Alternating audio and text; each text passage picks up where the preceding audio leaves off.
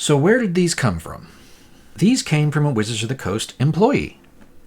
That's pretty important, because if they came from somewhere else, then you'd have to track down where that person got them, etc., back till you figured out where they came from. So, luckily I didn't have to go very far to figure out where they came from. So these were posted on the Misprints and Oddities Facebook group. It's currently called MTG Rarities, Major Misprint Group, although that wasn't the name back in September 2016 when these first showed up. So these are the first two of these cards that were revealed to the public. And it caused quite a stir. A lot of accusations about them being fake. So here we are, trying to kind of resolve that a little bit. These were posted in that Facebook group, like I said, and I'm one of the admins of that group. It's kind of my job to mediate what's going on and make sure people aren't making false accusations, or at least if they're going to accuse something of being fake, then they need to provide some kind of reason why they feel that way, so that the owner can adequately respond to the accusation. If you're concerned about something, let us know what it is, and then we can address that concern. But if you just, don't like it for whatever reason, and you don't tell us what it is about it that you don't like, well, there's not much that we can do to help you. And so we like constructive criticism rather than just false claims or wild claims. Even a true claim could be wild if you don't provide some kind of a reason to substantiate it. Okay, so back to the cards.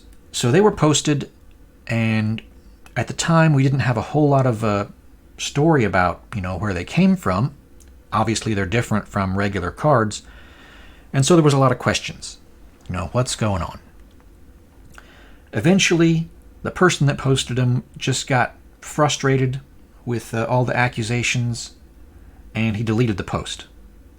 But I continued to look into this. Not just me, but several other people. So I'm a historian of Wizards of the Coast and Magic the Gathering. Primarily Magic the Gathering, but I also enjoy Dungeons & Dragons, which is their other big brand that they own. And, Pokemon's okay. My little brother was into Pokemon. I was a bit old for that when it came out, but, it's another Wizards of the Coast product, and I've heard stories about it when I visit with Wizards of the Coast people throughout the years as I'm studying the history of Wizards of the Coast. So I have things about it in my notes, and I've kind of dug through them a bit to see what I could find that might be relevant to this. Talk to people, stuff like that. So, of course, the main question, where did this come from? What is it? Etc. So,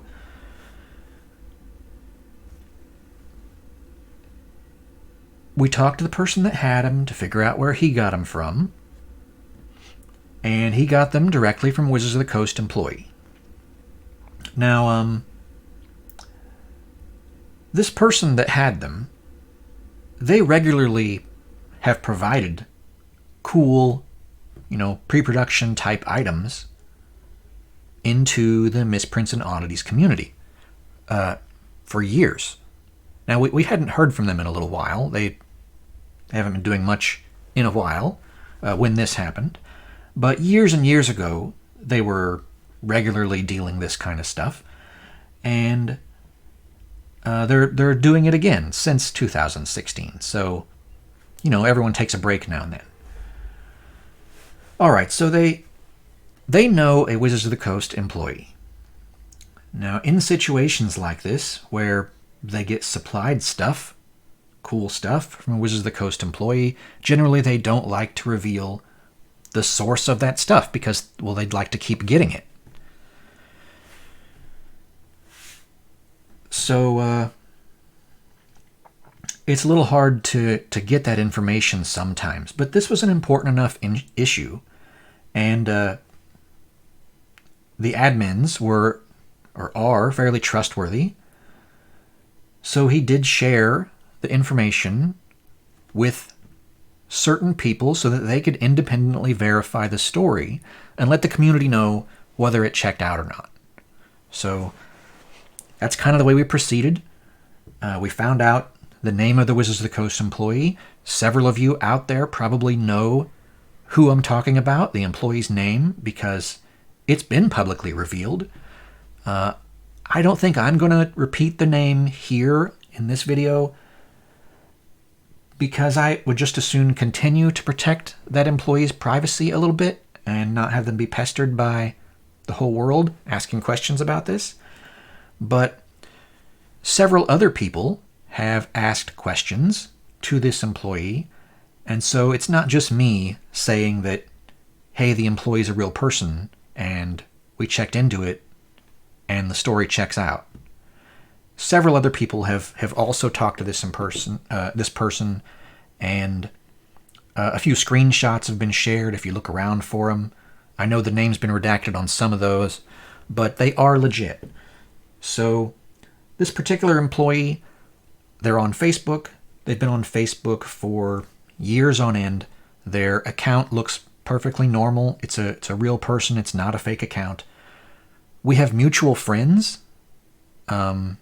me and that employee, that are also Wizards of the Coast employees, and I can check with them, and they say, yeah, real person. And in addition to that, there are, I think, 6 other mutual friends that are just people from the Pokemon and Magic communities who have visited with this person about these items, and they can also all say that, yeah, that's a real person. So I know there have been, from the skeptics out there have been some accusations that the screenshots are all fake and it's easy to make it a Facebook account and anyone can do it and et cetera, et cetera. You know, certain people, they're just never going to believe anything. But I'm here to tell you, we've checked into it, multiple people, and it's a real person, it's a real account. We get the same story each time we ask. Yeah, so they came from Wizards of the Coast employee. It really did. So what are they? Well, they're test prints. I've already done a video on what test prints are and where they come from and stuff like that, so I don't want to repeat all of that again. Yeah, so the story. This particular employee was a typesetter for Wizards of the Coast. Now, primarily they worked on Magic cards, but when you're a typesetter, you can work on other things too. And his girlfriend really liked Pokemon cards, and he happens to be a collector. So throughout his time at Wizards of the Coast, he grabbed onto some cool stuff, as it became available. Wasn't needed anymore, whatever, it served its purpose. It's going in the trash can. Hey, that's a neat thing. I'll put that in my collection. That happens. Now, while they work for the company, they're not allowed to sell any of that stuff or anything like that. But years later, they're not working for the company anymore. Stuff's still in their collection. Maybe they decide to sell some for whatever reason. Maybe they need a little money. Maybe they just don't want it anymore. Maybe someone else wants it more than they do. I know there's certain items that I've seen for sale, and I see them and I go, that would be great in such and such person's collection. And even though I like it, that I like the item, I think it's even cooler to see it in a good home. And so, stuff like that happens. So for whatever reason, sometimes employees decide to let go of some things, clearing out some space. Probably just about everybody has to sell some stuff now and then. I don't sell much, but hey, it happens. Sometimes I get things that I don't need, and I sell it. So, I think everyone can probably relate to that. So these cards, they were given to the person who posted them. We're going to call him James. We don't want to just give out everyone's name, but we got to call him something so that we don't get all this mixed up in this story. So we're not going to give the Wizards of the Coast employee a name here in the video, but let's at least give the person who posted the card publicly a name, and for the purposes of this video, we'll call him James. Okay, so The employee gave James this box of cards. It wasn't just like these, like, hey, sell these or anything like that.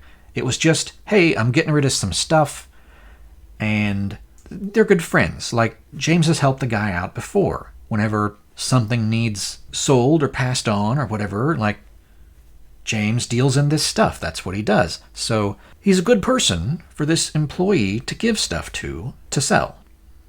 It also helps protect the employee's privacy to do it that way instead of having the employee sell it directly.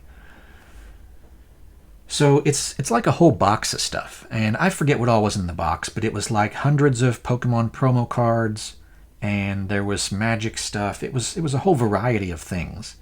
Just box of stuff, like, here, sell this stuff. And James was like, sure, I'll help you with that. And so he sorted through it and had to figure out what it was and try to price it and sell it. So amongst that box of stuff was these 2 cards. And he posted them in the Facebook Misprints and Oddities group and received all this drama about them and took the post down. And he was, trying to figure out some kind of a fair value for what they might be, and he wanted to sell them. He didn't really want to auction them. He didn't like the idea of auctioning them for some reason. I guess more work than he wanted to do to try to keep track of an auction.